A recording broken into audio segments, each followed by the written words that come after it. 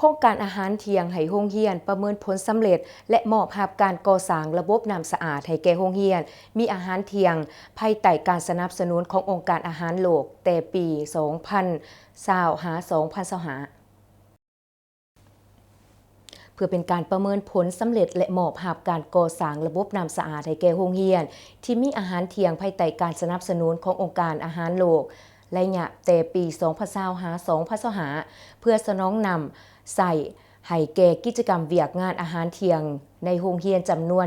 193โรงเรียนใน4เป้าหมายคือเมืองสุกุมาเมืองม่นเมืองโขงและเมืองบาเจียงในการมอบรับบ่อน้ำสะอาดในครั้งนี้ได้รับการสนองนำบ่อน้ำสะอาดทั้งหมดจำนวน69โรงเรียนเจาะบ่อใหม่พร้อมทั้งติดตั้งระบบครบสูตรจำนวน38แห่ง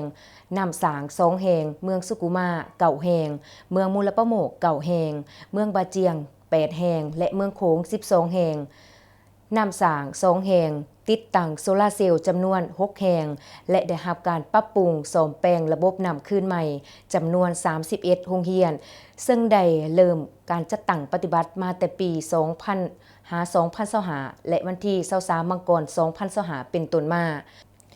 พิธีประเมินผลสำเร็จและมอบภาพได้จัดขึ้นอยู่ที่โรงเรียนประถมสมบูรณ์บ้านจานเมืองโขงแขวงจำปาสักในขังวันที่29มิถุนายน2025โดยเป็นเกียรติเข้าร่วมของท่านบัวทองสุวรรณสารคณะประจำภาคแขวงหัวหน้าแผนกศึกษาธิการและกีฬาแขวงจำปาสักท่านหนูแสงฟุยบัณฑิตห้องเจ้าเมืองเมืองโขงผู้ต่างหน้าเจ้าของโครงการอาหารโลกบริษัทยูนิเท็กซ์ฮับเมา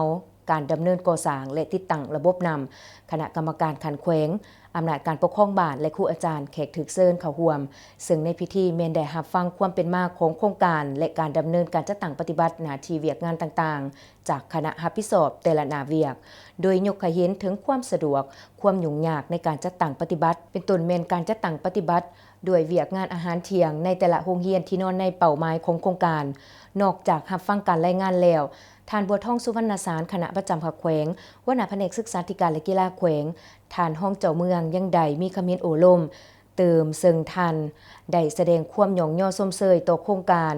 ที่มีต่อพวกเฮาและภาคส่วนที่เกี่ยวข้องที่เขาเจ้ามีความพยายามเฮ็ดให้การจัดตั้งปฏิบัติบรรดาเวียกงานต่างๆจนสำเร็จและเรียกร้องให้องค์การปกครองบ้านครูอาจารย์พ่อแม่ประชาชนจงพร้อมกันเอาใจใส่ปกปักรักษาให้ใส่งานได้ยาวนานเฮ็ดให้โครงการอาหารเที่ยงในโรงเรียนมีความยืนยงภายหลังมอบรับโครงการน้ำบาดาลที่โรงเรียนประถมบ้านนาจารแล้วคณะกรรมการและพร้อมด้วยภาคส่วนที่เกี่ยวข้องยังได้ไปติดตามเบิ่งโครงการ